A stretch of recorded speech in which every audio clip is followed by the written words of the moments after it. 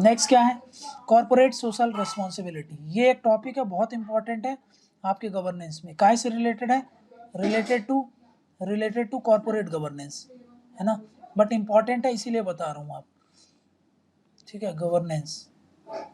ठीक, CSR क्या होता है समझना है, इसको मीनिंग समझना है, फिर इसमें लीगल मैंडेट देखना है, लीगल मैंडेट के बाद एक्टिविटीज देखते हैं कौन कौन सी CSR में है, एडवांटेजेस देखना है, इसके इशूज देखना है, बस खत्म, और वे फॉरवर्ड देखना है, ठीक है ना। तो हमको सबसे पहले क्या समझना है कि भाई आखिर ये CSR कंसेप्ट क्या होता है, कॉर्पोरेट सोशल रिस्पॉन्सिबिलिटी, CSR, इसका मीनिंग समझते हैं।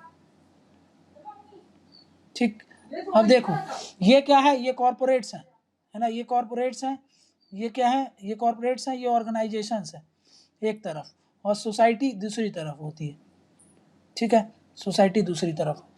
अब एक बात बताओ, कॉर्पोरेट्स और सोसाइटीज को की ग्रोथ कहाँ से हो रही है, सोसाइटी से ही तो हो रही है। सोसाइटी में जितना लोग आपको पसंद करेंगे, उतना ज़्यादा आपका आइटम खरीदेंगे, उतना ज़्यादा आपके प्रोडक्ट्स बिकेंगे, उतनी ज़्यादा आपकी गुडविल बनेगी।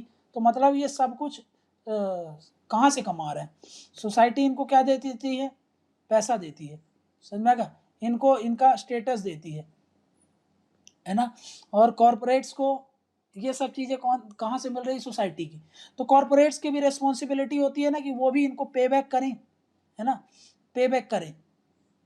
तो इस ये जो पे बैक का कंसेप्ट है, इसी को हम क्या बोल देते हैं, CSR। मतलब कुछ पैसा आपको सोसाइटी के वेलफेयर के लिए खर्च करना पड़ेगा, समझ में क्या, पैसा spending for the welfare of the society. Concept समझ में आ गया क्या है ये, रैशनल समझ में आ गया, बोलो क्लियर है ये बात क्या बोल रहा हूं मैं। ये बिजनेस है, ये कौन है, बिजनेस।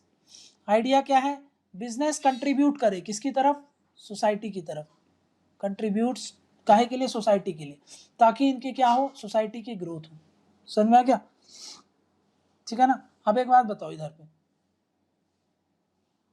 ठीक, ये डिफरेंट स्टेटा ऑफ सोसाइटी है।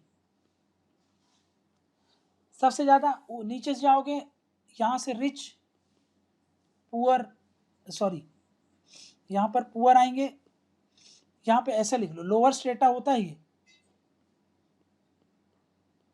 लोअर स्टेटा, और यहाँ पे अपर स्टेटा सोसाइटी के,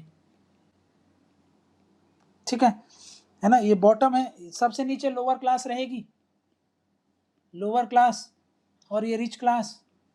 पॉपुलेशन ज़्यादा कहाँ पे होगी, पॉपुलेशन ज़्यादा यहाँ पे होगी, पॉपुलेशन कम कहाँ पे होगी, यहाँ पे होगी, पॉपुलेशन कम होगी रिच क्लास की, है ना। तो एक बात बताओ, जब तक ये लोअर पिरामिड का लोअर बेस कौन सा है, बॉटम है ना, ये बॉटम है, ये बॉटम ऑफ द पिरामिड, ये टॉप ऑफ द पिरामिड। अब बताओ, ये कोई कंपनी है ना, ये कोई कंपनी है, ये ऑर्गेनाइजेशन है, इसकी ग्रोथ कब होगी, जब कम लोग इसके फेवर में रहेंगे कि ज़्यादा लोग इसके फेवर में रहेंगे, ज़्यादा लोग कहाँ हैं, यहाँ पे हैं। तो इस कंपनी की रिस्पॉन्सिबिलिटी बनती है कि इनको एम्पावर करे, है ना, ये इस कंपनी की रिस्पॉन्सिबिलिटी है क्या, कि भाई ये जो बॉटम ऑफ द पिरामिड है, इसको क्या करे, एम्पावर करे, है ना। जब ये इसको एम्पावर करेगी, है ना, जब इसको एम्पावर करेगी तो उससे क्या होगा भाई, इनकी ग्रोथ होगी, एम्पावर इनको करेगी तो इसकी ग्रोथ होगी, इसकी जब ग्रोथ होगी तो भाई डिमांड बढ़ेगी कि नहीं, हाँ डिमांड बढ़ेगी, तो फिर कंपनी के लिए अच्छा है कि नहीं है, हाँ तो कंपनी फिर बढ़ेगी, भाई डिमांड बढ़ेगी तो कंपनी की ग्रोथ, सप्लाई बढ़ेगी, है ना, सप्लाई बढ़ेगी, सप्लाई बढ़ना मतलब कंपनी की ग्रोथ होना, कंपनी की ग्रोथ होगी, कंपनी की ग्रोथ होना मतलब कंपनी अब लंबे समय तक के लिए सस्टेन कर सकती है कि नहीं, तो लॉन्गेविटी ऑफ द कंपनी, ये क्या इंश्योर करती है, लॉन्गेविटी ऑफ द कंपनी, समझ में आ गया? तो बेसिक कंसेप्ट यही है CSR के पीछे, समझ में आ गया? बेसिक कंपनी को सस्टेन करना है अगर, यहाँ पे देखो, यहाँ पे CSR है ना? ये कंसेप्ट कहाँ से आया है? यूके का कंसेप्ट है, concept from originated from UK, ठीक है ना? देखो, ये कंट्रीब्यूट करे सोसाइटी में, टू दी सोसाइटी, ये बेसिक रैशनल है इसके बिहाइंड। कंट्रीब्यूट करना मतलब एम्पावर करना लोअर स्टेटा को, एम्पावर लोअर स्टेटा। इससे क्या होगा? इससे भाई बिजनेस को ही तो ग्रोथ मिलेगी, इसी से तो बिजनेस ग्रोथ होगा, बिजनेस की ग्रोथ होगी, बिजनेस क्या होगा? सस्टेनेबल होगा। तो कुल मिला के बिजनेस क्या लॉन्गेविटी आएगी, है ना भाई? ज़्यादा ग्रोथ होगी, ज़्यादा लंबे तक कंपनी सर्वाइव कर सकती है, ठीक है ना? तो यहीं पर आपका ये टॉपिक, यहीं से ये कंसेप्ट आता है। क्लियर है ना? ये क्लियर हो गया क्या है ये? देखो, अगर मैं बोलूं कि भाई सोशल एक्सक्लूजन होगा, है ना, ये नीचे के जो है इनको एक्सक्लूड कर दो आप, इनका अगर सोशल एक्सक्लूजन होगा, सोशल एक्सक्लूजन, अगर आप इनको एक्सक्लूड करोगे तो क्या बताओ मेरे को, बिजनेस एक्सपांसन होगा कि नहीं होगा? बिजनेस एक्सपांसन कैसा होगा अगर एक्सक्लूड कर दोगे तो? बिजनेस एक्सपांसन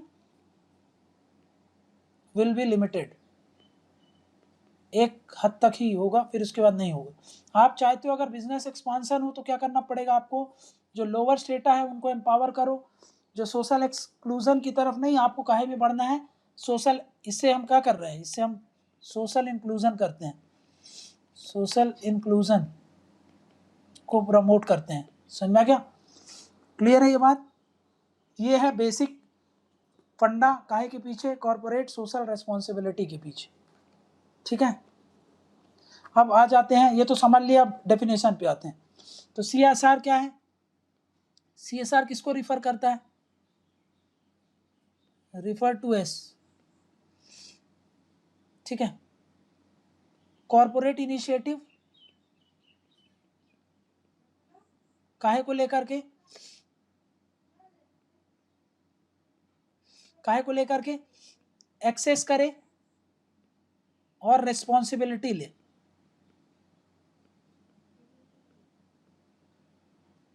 काहे के लिए? फॉर कंपनी, कंपनी यहाँ पे लिखता हूँ, ठीक है, यहाँ पे इसको वापस ले आओ। For companies effect on the environment and impact on social welfare to promote क्या? Social and environmental change. समझ में आ गया? मतलब क्या है? CSR से हम क्या करते हैं? हम कंट्रीब्यूट करते हैं, कंट्रीब्यूट करते हैं या प्रमोट करते हैं पॉजिटिव्स, पॉजिटिव्स सोशल चेंज और एनवायरमेंट चेंज।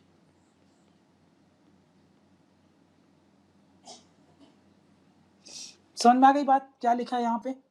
देखो, CSR किसको रिफर करते हैं? जहां पर कॉर्पोरेट जो होते हैं वो क्या करते हैं? एसेस करते हैं, मतलब देखते हैं कि भाई हमारी इन एक्टिविटीज से किस पर कितना पॉजिटिव इम्पैक्ट हो पा रहा है, और उस हिसाब से वो रिस्पॉन्सिबिलिटी लेते हैं। काहे के लिए?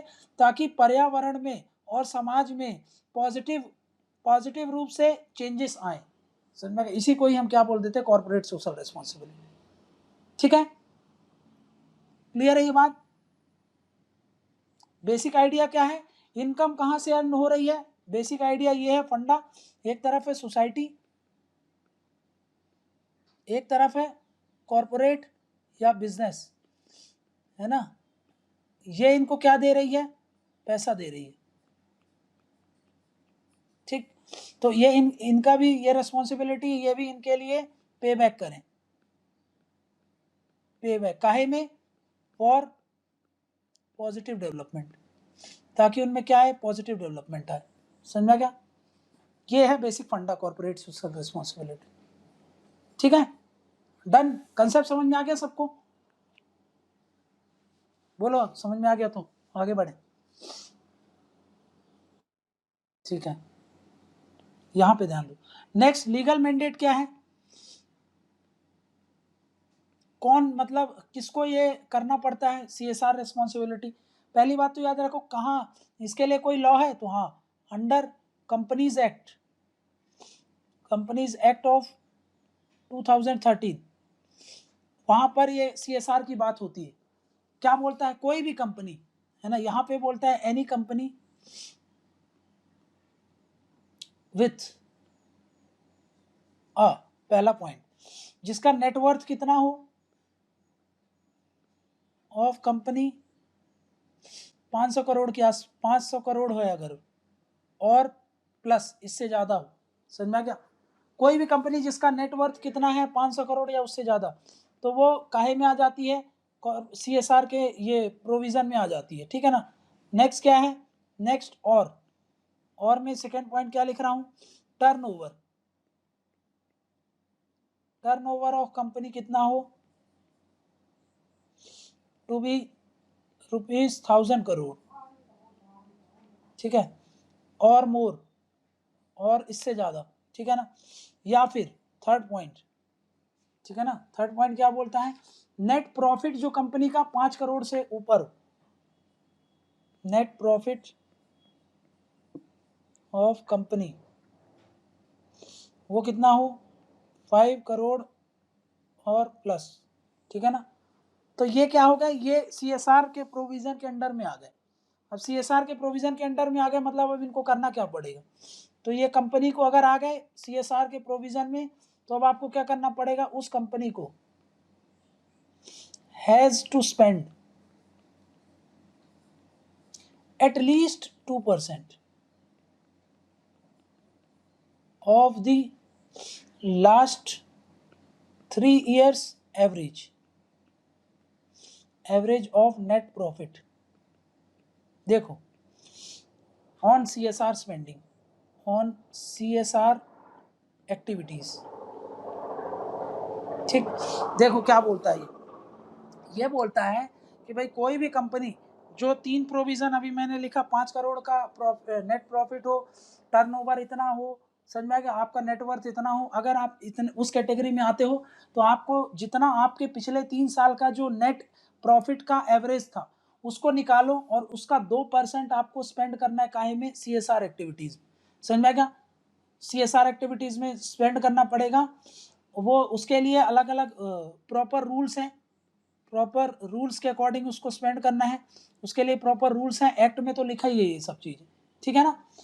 तो ये बात याद रख लेना कि अब देख लेते हैं यहाँ पे CSR एक्टिविटीज़ कौन कौन सी होती है ना, एक्टिविटीज़ अंडर CSR कौन कौन सी एक्टिविटीज़ में हम खर्च कर सकते हैं, एक्टिविटीज़ अंडर CSR। तो कौन कौन सी एक्टिविटीज़ हैं, जैसे इरेडिकेटिंग हंगर, पोवर्टी, माल न्यूट्रिशन, है ना, इनके लिए अगर आप काम कर रहे हो तो आपको CSR में मान लिया जाएगा कि हाँ ठीक है आप काम कर रहे हो। नेक्स्ट, प्रमोटिंग एजुकेशन, एजुकेशन को प्रमोट कर रहे हो। Next, improving maternal and child health, improving maternal and child health, मतलब 2 चीज़ यहाँ पे दिमाग में बसा लो कि एजुकेशन से रिलेटेड कोई एक्टिविटीज़ कर रहे हो, हेल्थ से रिलेटेड एक्टिविटीज़ कर रहे हो, तो मान लिया जाएगा CSR स्पेंडिंग में। ठीक है ना। या फिर एनवायरनमेंट के लिए कर रहे हो, एनवायरमेंटल सस्टेनेबिलिटी में कोई काम कर रहे हो, है ना भाई, कहीं पर किसी गांव के लिए आपने वो बनवा दिया, डैम बना, वो बनवा दिया, मान लो क्या बोलते हैं उसको, पॉन्ड बनवा दिया, लेक बनवा दिया, तो वो सब भी मान लिया जाएगा इसमें। ठीक है ना, क्योंकि वो बहुत सारे एंगल आ जाएंगे, वो उस एरिया को सस्टेनेबल वे में वो यूज़ कर सके, एनवायरनमेंट का प्रिजर्वेशन कर रहे हैं वो, है ना, वो सब में आ जाएगा। ठीक है ना। नेक्स्ट पॉइंट इसमें है नेशनल हेरिटेज को प्रोटेक्ट करना, नेशनल हेरिटेज का प्रोटेक्शन, जैसे कि देखो अभी मान लो ताजमहल है, ताजमहल नेशनल हेरिटेज है, उसके प्रोटेक्शन का सारा खर्चा, सारा जिम्मा अगर कोई ऑर्गेनाइजेशन ले लेती है तो वो भी क्या में, जैसे भीमबेटका ऐसे पड़ा है, मान लो भाई उसकी देखभाल के लिए कोई नहीं है, बस वो नेशनल हेरिटेज है, कोई कंपनी उसको उठा लेती है और उसको बोलती है कि इसका रख रखाव हम कर लेंगे, तो उसमें जो भी खर्चा होगा वो सब मान लिया जाएगा CSR स्पेंडिंग। ठीक है। नेक्स्ट, अगर आप आर्म फोर्सेस के लिए उनके बेनिफिट के लिए कोई मीजर लेते हो, है ना, measures for benefit of arm forces, ठीक, तभी वो क्या हो जाएगा, उसको CSR स्पेंडिंग मिल जाएगी। समझ में क्या? नेक्स्ट क्या बोल रहा है ये, नेक्स्ट ये बोल रहा है कि भाई अगर आप स्कूल को प्रमोट कराने के लिए कोई एक्टिविटीज कर रहे हो, है ना, प्रमोटिंग स्कूल्स, ठीक है, तो उसमें भी क्या आ जाएगा, CSR स्पेंडिंग हो जाएगा। नेक्स्ट क्या बोल रहा हूं, अगर आप कंट्रीब्यूशन कर रहे हो कहीं पर, contribution to prime minister national relief fund, इसमें अगर आप कंट्रीब्यूशन कर रहे हो तब भी मान लिया जाएगा कि CSR एक्टिविटीज में आप कर रहे हो। ठीक है, तो ये कुछ एक्टिविटीज है जिसको मैंने बोल दिया। एक बार 5 सेकंड का टाइम दे रहा हूं, आप जल्दी से फटाफट इसको स्कैन कर लो अपने दिमाग में।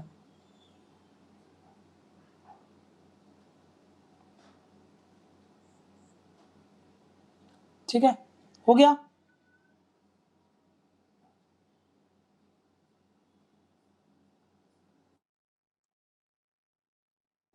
ठीक है, अब देखो, अब ये जो CSR का प्रोविजन है, ये प्रोविजन किसको एप्लीकेबल है, ये एप्लीकेबल है दोनों को, इंडियन कंपनीज और फॉरेन कंट्रीज को।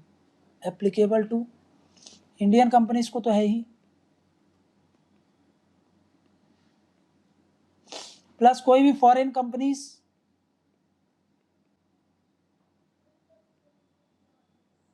उनको भी एप्लीकेबल है। ठीक है ना, having subsidiary branch in India, हाँ, कोई भी फॉरेन कंट्री है सब्सिडियरी ब्रांच बना करके ही चलाती हैं अपना काम, तो उनको भी एप्लीकेबल है। समझ में क्या? अब मान लो कि कोई CSR प्रोविजन जिस कंपनी में इसमें एप्लीकेबल है, मान लो ये एप्लीकेबल है एक कंपनी में, कंपनी ए है जिस पर CSR का प्रोविजन एप्लीकेबल है, तो कंपनी ए को क्या करना पड़ेगा, कंपनी ए को has to constitute a committee, has to constitute a CSR committee, एक CSR कमेटी बनानी पड़ेगी, कमिटी जिसमें क्या होंगे, 3 और मोर डायरेक्टर्स होंगे।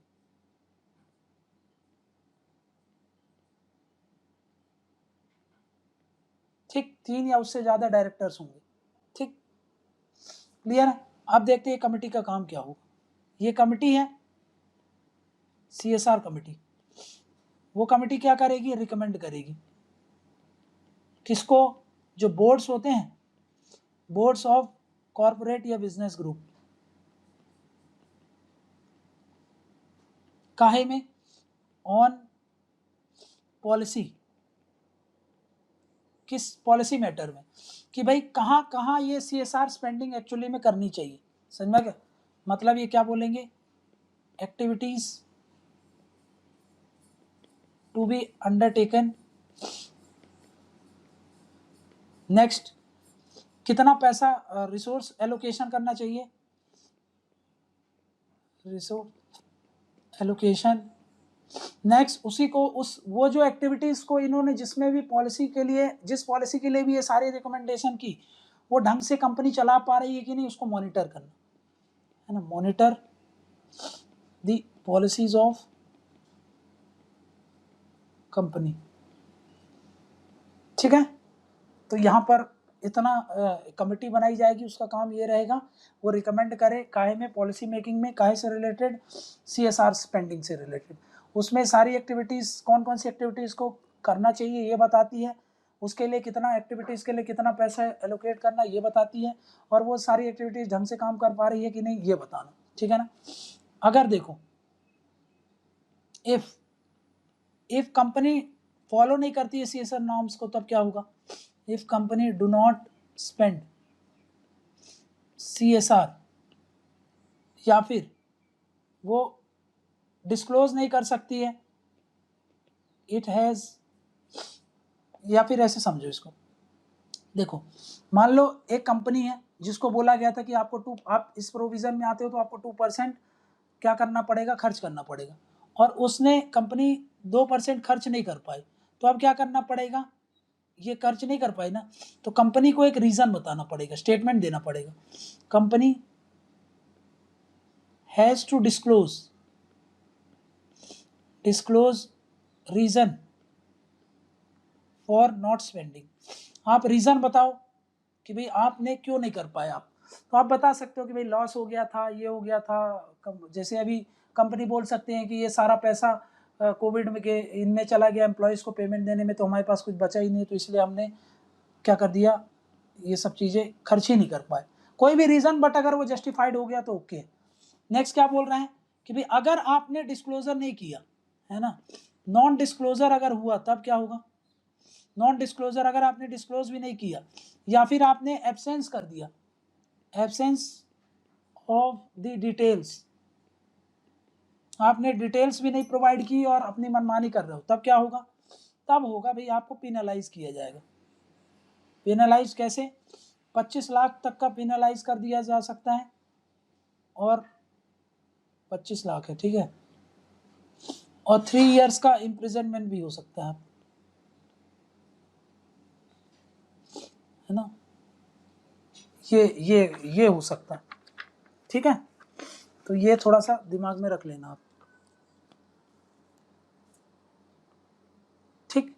एडवांटेजेस क्या है इसके, एडवांटेजेस ये है कि भाई कंपनी इससे क्या होता है, बहुत सारे सैनिटेशन प्रोजेक्ट लेके चली है, बहुत सारे, अभी आपको पता है नेशनल हेरिटेज प्रोजेक्ट्स को भी सरकार से कंपनीज ने लिया है, समझना क्या, जो स्वच्छ भारत मिशन था उसके तहत भी बहुत सारी कंपनीज ने टॉयलेट बिल्डअप किया है रूरल एरियाज में, है ना, तो उससे सैनिटेशन वर्क को बढ़ावा मिला है, समझना कि CSR एक्टिविटीज़ को जब प्रमोट करते हैं हम तो उससे बहुत सारी एम्प्लॉयमेंट अपॉर्चुनिटीज़ भी होती हैं, और ये तो बहुत अच्छा है क्योंकि ये इंटर्न इकोनॉमिक ग्रोथ को बढ़ावा देता है, समझना क्या ना भाई। इसके अलावा सबसे अच्छी बात ये होती है कि भाई उस कंपनी जो कंपनी CSR एक्टिविटीज़ में लिप्त होती है उनका ब्रांड बिल्डिंग भी तो होता है, भाई सबको पता चलता है कि भाई ये कंपनी इतना कर रही है, जैसे टाटा इतना सारा ट्रस्ट और CSR में स्पेंडिंग करती है तो उसकी ब्रांड बिल्डिंग भी होती है ना, सब उस पर ट्रस्ट करते हैं, उस पर भरोसा करते हैं, उसके प्रोडक्ट्स पर रिलायबल रहते हैं, तो इससे क्या होता है, ब्रांड बिल्डिंग होती है, जिससे क्या होता है, जब ब्रांड बिल्डिंग होती है तो बिजनेस एक्सपांसन होगा कि नहीं,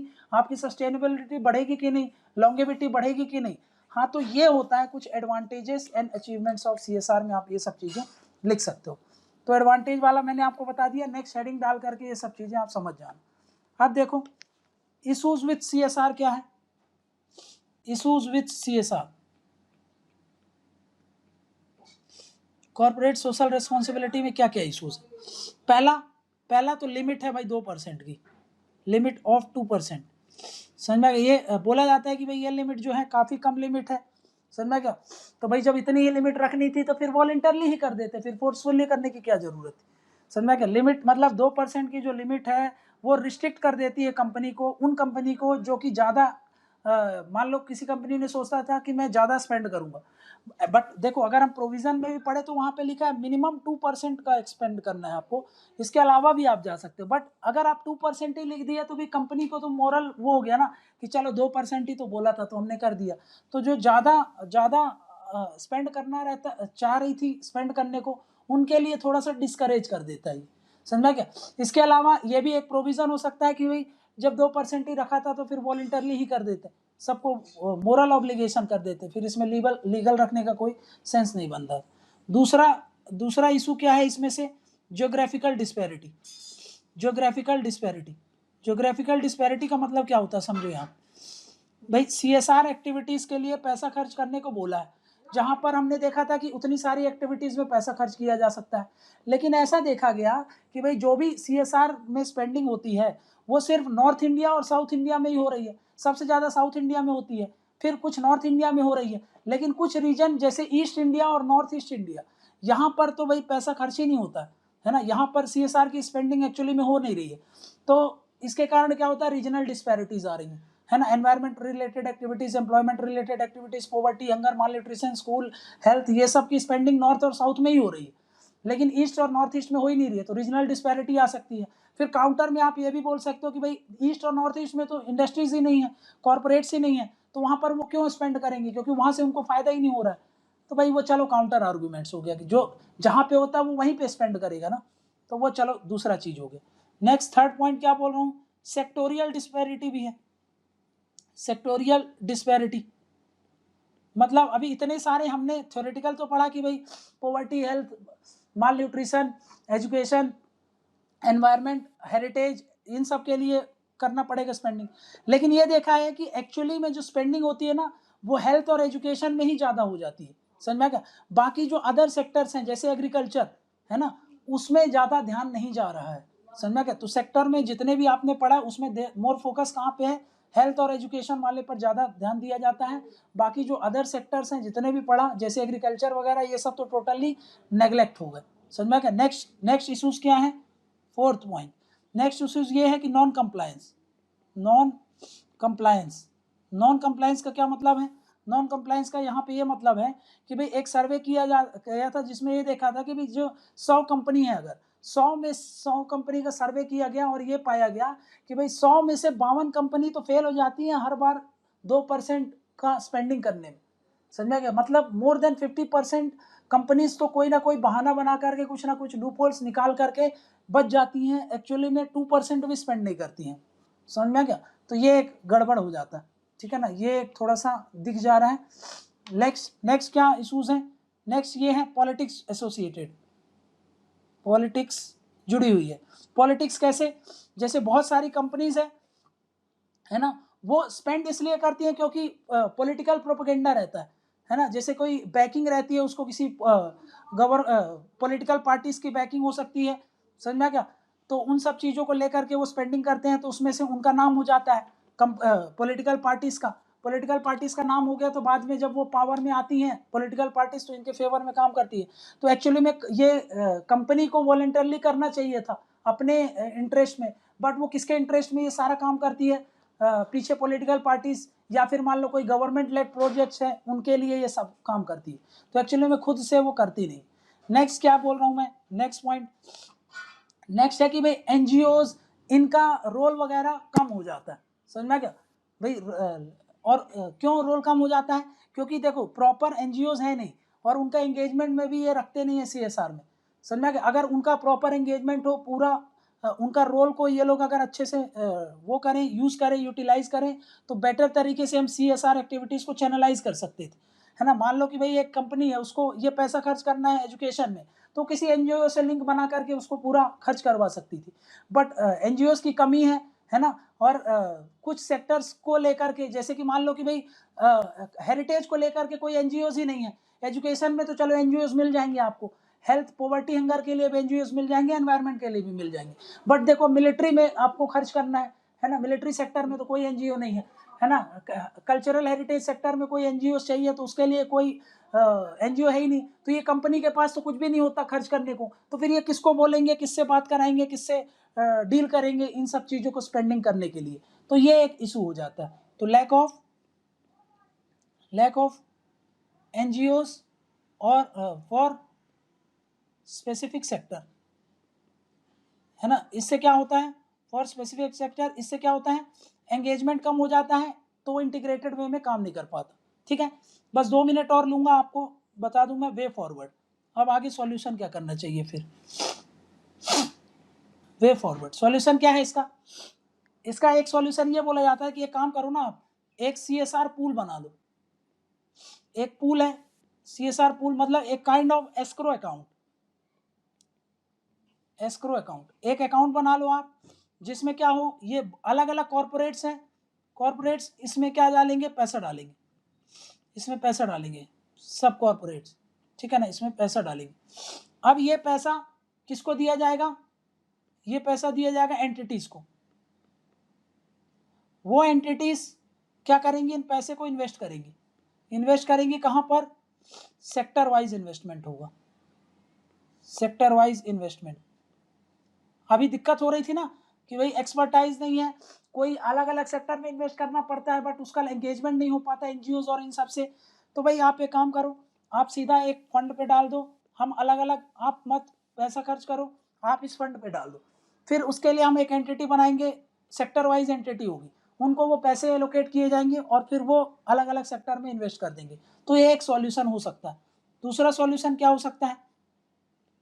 दूसरा सॉल्यूशन ये हो सकता है कि भाई कुछ सेक्टर्स हैं अभी इसके अंडर में नहीं आते, sectors like renewable energy, renewable energy नहीं आता, क्लाइमेट चेंज नहीं आ रहा है ना, क्लाइमेट चेंज नहीं आ रहा है। वैसे लिखा तो है एनवायरमेंटल चेंज, बट उसमें स्पेसिफिक क्लाइमेट चेंज वगैरह से रिलेटेड एक्टिविटीज है, उनको जो लिखा है वो सब इसमें सेक्टर्स में नहीं आते, समझा क्या? तो भाई उसको हम इन सेक्टर्स को ला सकते हैं, इनको ब्रिंग कर दो आप, bring them in to CSR norms पर, CSR में इसको लेके आ जाओ आप, ठीक है। इसके अलावा क्या करो आप, CSR को आप अलाइन कर दो, किससे अलाइन कर दो, इंटीग्रेट कर दो, काहे से इंटीग्रेट कर दो, जो सस्टेनेबल डेवलपमेंट गोल्स हैं उनसे, और जो इंडिया का INDC गोल्स है उससे। ये क्या है एनवायरनमेंट में, अभी आपको धीरे धीरे करके पढ़ा दिया जाएगा। INDC मतलब इंडिया की कमिटमेंट्स हैं कुछ क्लाइमेट चेंज को लेकर के, उसको बोलते हैं हम ये, ठीक है। INDC intended nationally determined contribution, मतलब ये पेरिस क्लाइमेट डील जब इंडिया ने साइन किया था ना, तो उसमें ये सारी चीज़ें बोली गई थी कि हम ये कमिटमेंट करते हैं, इन कमिटमेंट्स को हम जल्दी से जल्दी पूरा करना चाहेंगे ताकि हम क्लाइमेट चेंज से फाइट कर पाए। तो ये कुछ सॉल्यूशंस हैं जो आप बता सकते हो, और बाकी सॉल्यूशंस तो आपको पता ही है, जो कुछ प्रॉब्लम्स है, जो आपने प्रॉब्लम्स पढ़ी है, इशूज पढ़ी है, उनका बेस बना करके सॉल्यूशन लिख दो, समझ में आएगा, वे फॉरवर्ड लिख दो। तो यहाँ पर हमारा CSR वाला टॉपिक भी कंप्लीट होता है, ठीक है।